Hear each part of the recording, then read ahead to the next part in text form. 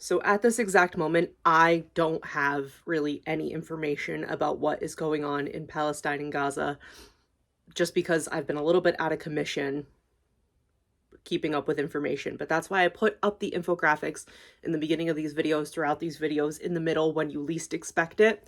That way, anybody that isn't able to access information has information, any information that I can find that's useful.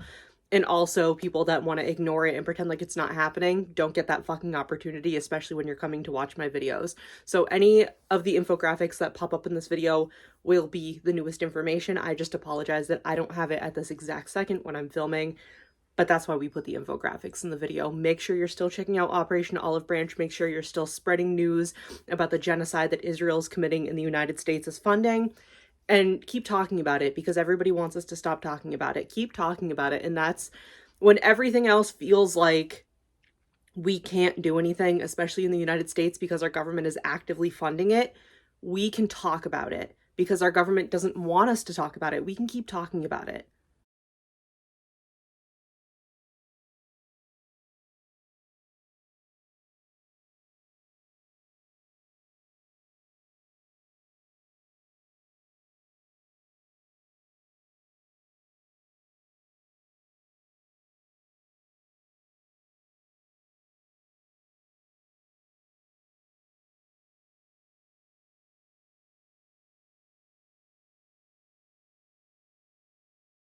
I did my freckles today by like dotting over my hormonal acne, and I don't know if I like it because I feel like from back here it just looks odd. Anyway, hello Friendzies, welcome back to my channel. I watched Return to Oz because I saw a TikTok edit somebody made of, it's not of the Gnome King, but it's an intro of the Gnome King from the movie. And I watched Return to Oz. I asked my mom if she was able to get access to it from the library. She was. Make sure you're checking out your local library at all times, always. I watched it. It's now a part of my personality. It's now a part of who I am. So I made sure I wore green today because of Oz. I was going to do like, you know, gold glitter. But realistically, it's not the Wizard of Oz, and I feel like the Wizard of Oz is more like the gold accents, the gold highlight, the gold glitter, and Return to Oz is not that at all. So for any of you who have not seen Return to Oz or know what Return to Oz is, because I almost said, so let's talk about the movie without giving like kind of a synopsis, because I have the very bad habit of thinking that like knowledge I have and experiences I have are universal.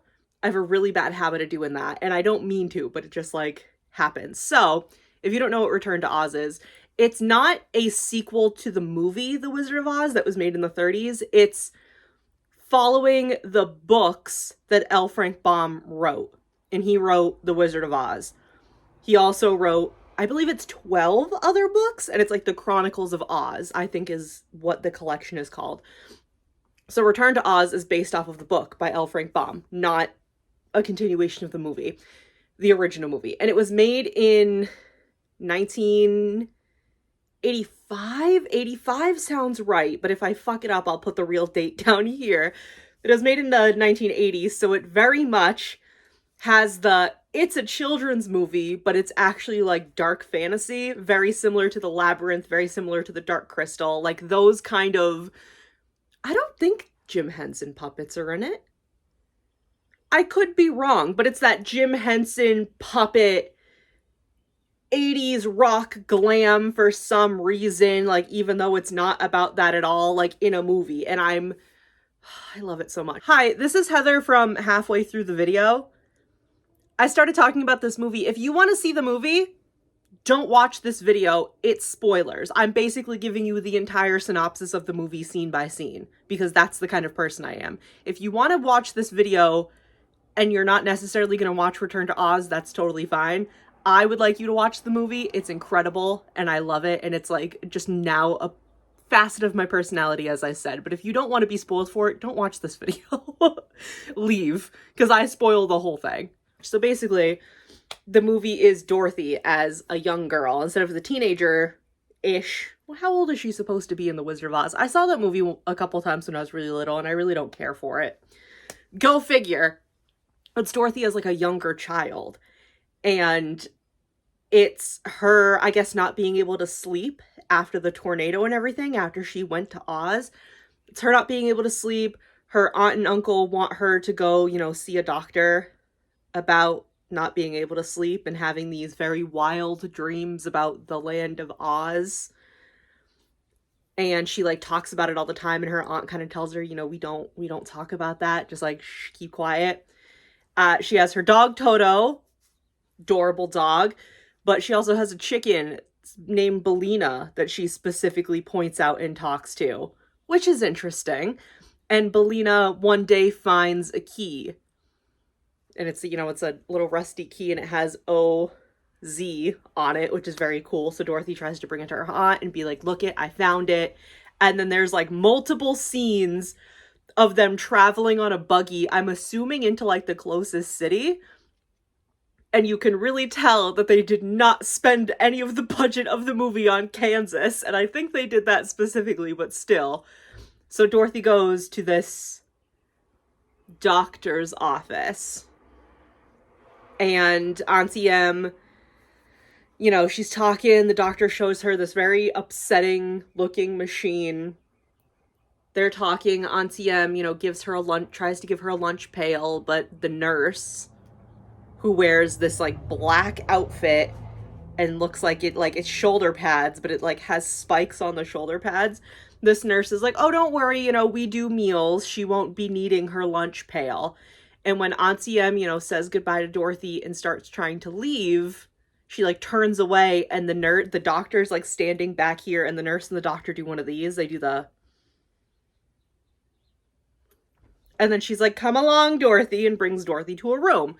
They make a point of showing how narrow and uncomfortable these hallways are that they walk down. And they make a point that there's, like very creepy, this is not the right time frame, but very creepy, like Victorian asylum vibes, where like the creepy gurney beds that like, yes, we have them in hospitals now. And I'm not going to say they look comfortable, because absolutely fuck no. But they're a hell of a lot comfortable than they used to fucking look. They make a point of these two guys walking by, like wheeling it, and it makes a horrible like sound. But they make a point to show that. And then the creepy nurse is like, when Dorothy kind of pauses and is like, the nurse pulls her into the room. It's not a horrible room. At least it has a bed and lighting, and it has like a dresser. And some cute little blonde girl comes in at one point and brings like a little pumpkin for some reason. And she's like, Halloween is soon. I want you to have this. And Dorothy's like, thank you? Like, no idea. So then hours later, Dorothy like falls asleep, I think. And hours later, the nurse comes, and it's like, it's time to go see the doctor. And it's nighttime, and there's a thunderstorm happening, because of course it is. Puts her on the creepy bed. She sits on it. One of the guys like helps her get on. She sits on it, and the nurse is like, lie back. And Dorothy's like, I would like to sit up, please. Like, she says it like such a polite little ma'am. And the nurse is like, lay down. So she lays down, and they strap her down. I think you can all see where this is going. They strap her down, and it's just so uncomfortable. So anyway, they bring her into like a scary room, and it's basically electroshock therapy is what's going to be happening. But the storm cuts out the lightning just in time. And when all of the nurses and doctors leave the room to find out what's happening, the cute little blonde girl comes and saves her. They run away in the storm. The scary nurse is following them. Mind you, she has clothes that have like devil horns on them, and she chases them through the storm, and it's terrifying. But the two of the girls get out. Dorothy wakes up in Oz with her chicken named Belina. Remember that. And the little blonde girl's nowhere to be found. And then, as you would imagine, it's Dorothy's journey through Oz. You find out that the Scarecrow was the king of Emerald City. I don't know, because I've never read the book. I've never read Return to Oz, so I don't know. But the Scarecrow was the king of Emerald City, but something happened to Emerald City, and it's all dilapidated, and everybody's turned to stone. In The Wizard of Oz, the movie, and I'm assuming the book, she has the Scarecrow, the Tin Man, the Cowardly Lion. Those are her three, right? Do we have anybody else? No. The Scarecrow, the Tin Man, the Cowardly Lion. Right? That's her posse. When she's in Oz, the Scarecrow's missing. The Tin Man and the Cowardly Lion have been turned to stone. And there's these creepy motherfuckers in Emerald City that are like on all fours and have creepy masks, and they call themselves the Wheelers because they skate around and like laugh hysterically like the fucking hyenas from the Lion King movie and chase the shit out of her.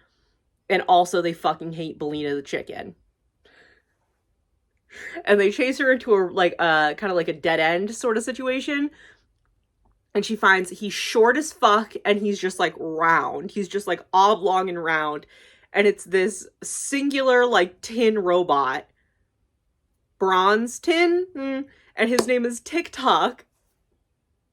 And he's the army of Oz. I love TikTok the app. I love TikTok. He is everything to me. So that's her first companion. They are looking for the Scarecrow. They need to rescue the Scarecrow. So right now she has Belina and TikTok. And there's a middle bit that I don't remember exactly what happens, but they come to the conclusion that they need to find somebody called Princess Mombi, who apparently has knowledge about what happened to the Scarecrow. So they go and find Princess Mombi, and I'm in love with her. If you don't know about Princess Mombi, and you learn about her, you're gonna say, what's wrong with you? Why do you love her? If you already know about Princess Mombi, you might agree with me.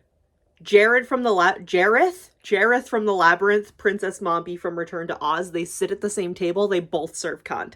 I'm in love with both of them, I would stay with both of them. Just saying. Princess Mombi has like 100 heads. So when she sees Dorothy, she's like wailing away on like some fucking loot too. They like walk into like a beautiful mirrored castle essentially, and she's like going at it. And they go up to her and she's like, "Hi, are you Princess Mombi? Like, we need help finding the Scarecrow." And Mombi's like, "Come with me, your friends stay here." And she's like, "I'm gonna go put on something more appropriate or comfortable," or something like that. And she goes and brings Dorothy into her hall of heads, takes off her head, and puts on a new one. And then tells Dorothy she's gonna lock her in a tower for a couple years until her head's, like, worth it. Serving cunt. Anyway, in the tower that Dorothy gets locked into, she finds an actual Scarecrow, like made out of sticks and hay, with a giant pumpkin head. And when she helps put him back together again, he's Jack Pumpkinhead. And he's an absolute fucking baby. One of the first things he says to Dorothy is, "Are you my mom?" A baby, an angel, a darling. So she's locked in the tower with Jack Pumpkinhead and the chicken, Belina. Jack tells her that there's like a life magic powder thing. They decide they're going to use that to get out of there. She goes, she helps TikTok. Oh, because TikTok has 3 wind-ups that he has to do. He has his action, his thought, and his speech. And his winds wind down. So she has to go and wind him back up because I think his like speech or his thought, something has wound down. She goes in and Jack is telling her, "Princess Mombi locked me in here and told me that she was going to turn me into a pie because he has a pumpkin head. But she was wearing head 32 at the time, and I think she forgot because she hasn't worn that head since." And he says that, like, the way you can find the, like, magic life powder is with her original head. So Dorothy finds her original head. You know, there's a ruby red key that she has to steal off of Princess Mombi's headless body to go open the door. And she opens the door and has, like, a moment. You know why? Because guess what the original head of Princess Mombi is? It's the creepy fucking nurse from the hospital. I'm not saying it's brilliant, but what else could it be? She accidentally knocks something over. The head wakes up and just screams Dorothy Gale, so she grabs it and runs. Not the head, the powder that she needs, not the head, because all of the heads start screaming at her. And then the headless body of Princess Mombi comes, like, trying to grab her, and it's so spooky. I am one of those people that got spooked by Coraline. Like, I don't like horror stuff. I'm one of those people that got spooked by Coraline. So this, like, freaked me out in the best way. They get out, of course, just in time by tying two, like, chase lounges together. And there's a head of a creature, like, mounted above a mantle. And they shake the life elixir potion powder thing on it. And they create what is apparently called the Gump. That's our Cowardly Lion, I'm assuming. And then they manage to fly away. The Wheelers work for Princess Mombi. It's a whole thing.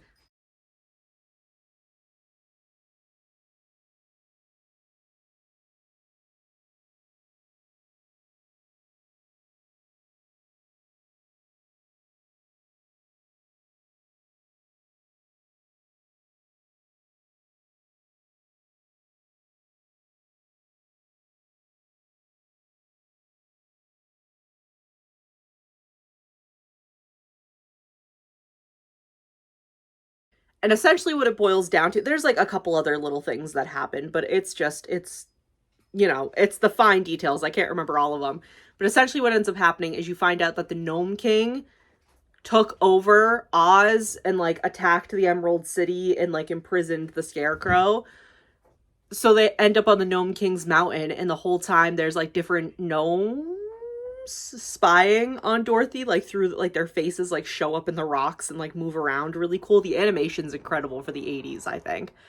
Personally, who has no knowledge of like the history of animation, I think for the 80s, that's some dope animation. And what it comes to is the Gnome King has, you know, everybody imprisoned. Bellina's hiding in Jack's head, and that's like a big part of this. Bellina's hiding in Jack's head.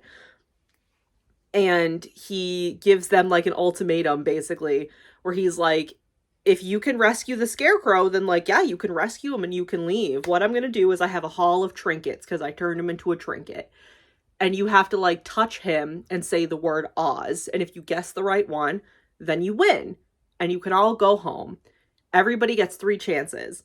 So I think the Gump goes first and like immediately gets turned into a trinket. Like, I don't know. Sweet little baby Jack Pumpkinhead, who has a moment when they're trying to go get Mombi's head. He has a moment and it's like they're sneaking around and he goes, Dorothy, can I call you Mom even though it isn't so? Yes, you can. I'm your mother now. Jack goes next. Poor sweet baby does not get it. And then TikTok goes, but he like, something happens, like her and the Goblin King, the Gnome King. I keep wanting to call him the Goblin King every fucking time. Her and the Gnome King are talking, and he shows her like the ruby slippers. And she's like, oh my god, my ruby slippers. And he's like, no, bitch. These are mine. Actually, these are mine. And he has like a whole attitude thing, but then something happens and he's like, oh, like, your friend didn't finish his guessing because TikTok's movement ran out. And she's like, oh my god, like, does he still have his guesses? And he's like, yeah, I mean, I guess he does, but like, why is he not moving? And Dorothy's like, let me go fix him. I'll take my turn. You know, we'll do this.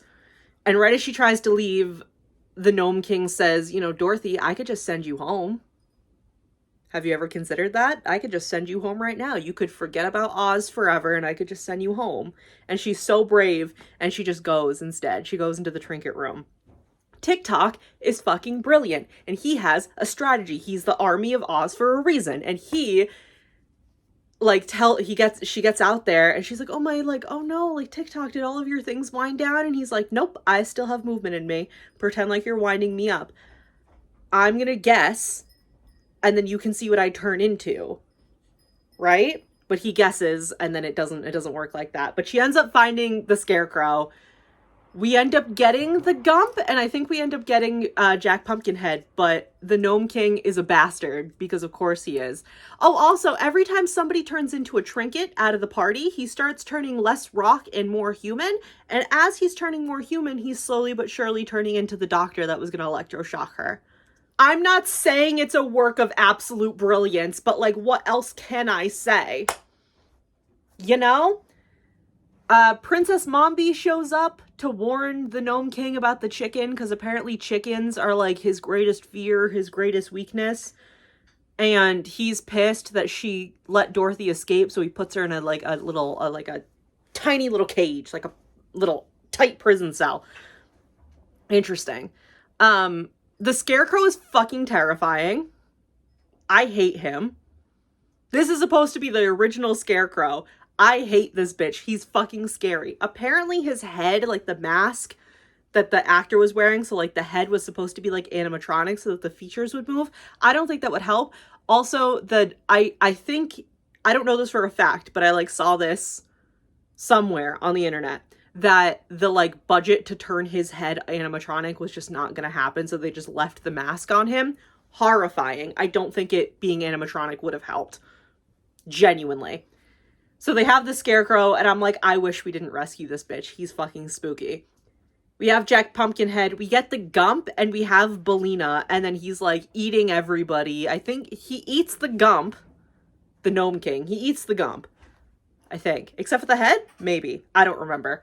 But then he goes to eat Jack Pumpkinhead, and he's like crying and screaming. He's like, Mom, help me! And I was sobbing my eyes out. But Bellina lays an egg. Apparently in the beginning of the movie, Bellina was gonna get killed on the farm back in Kansas because she couldn't lay an egg. She was useless. She was a useless hen. She finally lays an egg, and it falls into the Gnome King's mouth, and that kills him.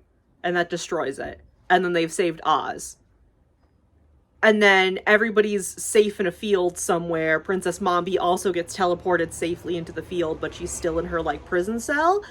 And we don't have TikTok. And I was crying, screaming, throwing up, because where is TikTok? Where is he? Turns out he just hadn't been turned back into a person yet. And he's, like, on the Gump's, like, antler, I think that's what we're calling it.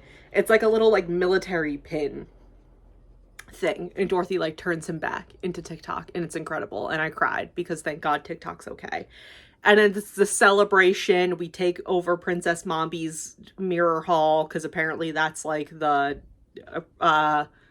throne room. Apparently that's the throne room. The Scarecrow gets his throne. Dorothy's celebrated. Jack Pumpkinhead is an absolute darling. And then there's like a woman trapped in a mirror, and it's the cute little blonde girl that rescued Dorothy from the spooky hospital. And her name is Ozma, and she was trapped in a mirror when the Gnome King took over and gave Princess Mombi like whatever position he gave her. She trapped Ozma in a mirror, and Ozma is one of the fairies of Oz. I don't actually know, because again, I didn't read the book, so I don't super know who Ozma is, but Dorothy pulls her out of the mirror, and Jack Pumpkinhead goes, my mom, my real mom, and like faints. He's my baby, and I love him so much. And then Dorothy gets sent back to Kansas. She says that she needs to go. She can't stay in Oz forever, and they send her back, and she has like a little panic attack because she's like, I didn't think you meant right this second. What the fuck?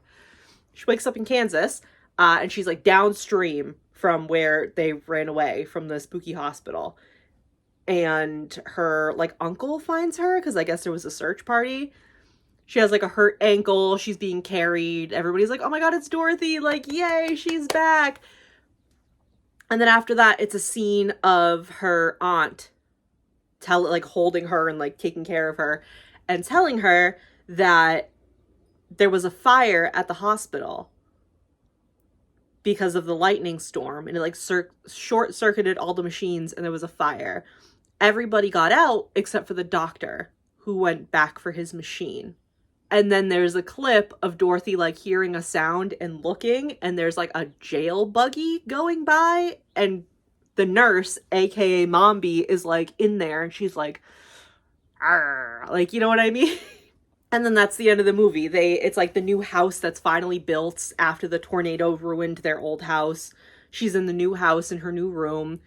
She sees Ozma in the mirror, and she says hello, and then she's like, all right, Toto, let's go, and leaves because Bellina decided to stay in Oz. It's everything about the movie I genuinely think is flawless. The music, the costumes, the plot, everything about it. Am I gonna read the book? I don't know, haven't decided. But the movie is fucking brilliant. I had two thoughts by the time the movie ended, which genuinely like rocked my world, and these are why mainly that this movie is now part of my personality. One, didn't realize this till the end of the movie, and I don't know why.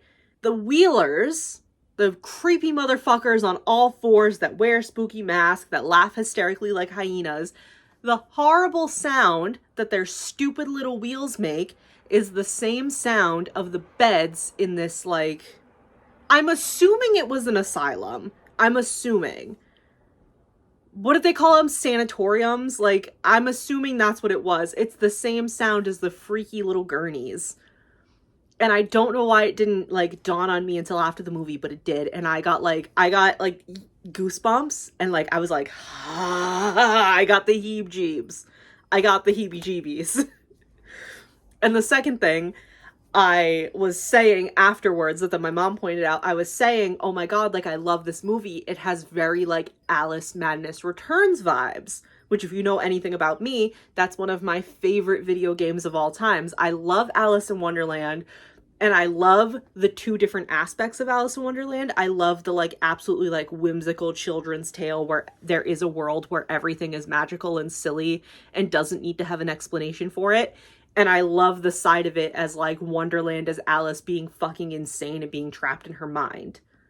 And everything is not okay. Everything's corrupted and perverted and horrible. Like, I love those two aspects of Alice in Wonderland because you can absolutely have stories for, like, marketed for children that are supposed to be fun and magical and silly. And, like, no, there's not an explanation for it because it's fucking magic. Let things be magic and fun. But also I love when people take realities of the world and realities of, like, history and what's happened, especially for neurodivergent people, which, like, as a neurodivergent person, maybe that's why I like it so much. It's the realities of, like, what happened to neurodivergent people, but trying to make it maybe not lighthearted, like, that might not be the right term for it, but making it, like, less horrible in the sense of, like, the reality of it, and making it a little more interesting and maybe, like, a little more, like, easy to swallow because there's, like, a fantastical, magical element to it. Does that make sense? So I said, this gives me, like, big Alice Madness Returns vibe, and Mom said maybe America McGee was inspired by it because this came out in the 80s. And I believe America McGee's Alice, which is the first game that came out, I believe it came out in the early 2000s because Madness Returns came out in 2011? That sounds right. So Mom said that, and I had, like, a kind of moment because, like, holy fuck, I don't know. Has anybody asked America McGee? Does he have his little, like, asks up on any of social medias? I hope so, because if nobody's asked them yet, somebody should ask them. It's important information that I need to know because it is, like, very similar vibes. And I will say the Labyrinth with David Bowie is, like, in there too, but the Labyrinth is a little less, like, horror aspect and a little more, like, just whimsical, dangerous, whimsical fun. I don't know. Return to Oz is just now part of my personality. And I like, gave the synopsis of the movie because I need you to, if you're not going to watch it, which, like, that's totally fair. I have a lot of things that I say, like, I really want to watch that. At some point, I'm going to watch it or read it or listen to it, and I just never do. So here's the synopsis if you'd rather watch, like, a YouTube video instead of a however long Return to Oz is. However long that movie is. If you'd rather not watch that, there's the synopsis. I do highly suggest watching it, though, because I think it's absolutely incredible. Again, the costuming, the music, the acting, everything's brilliant because it's made in the 80s. And it's that, like, very creepy, unsettling, dark fantasy, marketed for children kind of thing. And I love that shit. Even though it freaks me out and scares me, I love it. Every time I think about the Wheelers, I do get heebie-jeebies, though. So when I literally paused the movie when I realized that the Gnome King was turning into the Doctor, the more human he became, I had to pause the movie and look at my mom and be like... So this is my YouTube channel. I come on here and say whatever the fuck I want, whenever the fuck I want. If you don't like the concept of sitting here while I yell about my special interests at you, this is probably not the right channel for you to be on. But anyway, thank you so much for watching and listening to my new special interest. I can make a whole video about Stardew Valley as well. Also, not next week, the week after, the first week of May.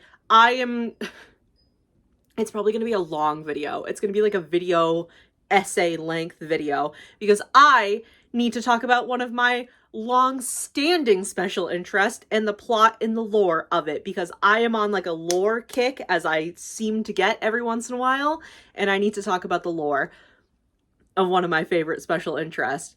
Here's a hint: May. I've seen it usually with like specifically art, like artwork, like artists on social media posting.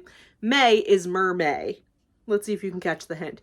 Anyway, again, thank you so much for watching. Please leave a like if you enjoyed, and don't forget to be checking out Operation Olive Branch, all of the infographics I post on this video, and any and all information that I and other content creators and other people on the internet share about Palestine and Gaza and the genocide that Israel is committing against them and the United States is funding.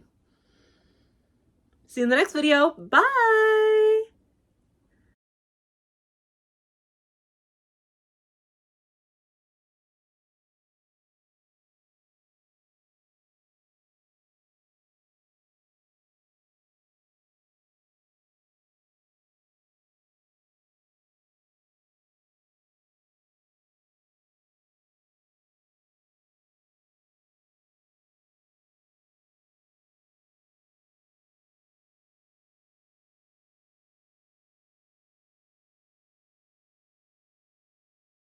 I just say this is my first try setting up the camera so far today, and I think I fucking aced it. There's a lot going on this side, but that's okay.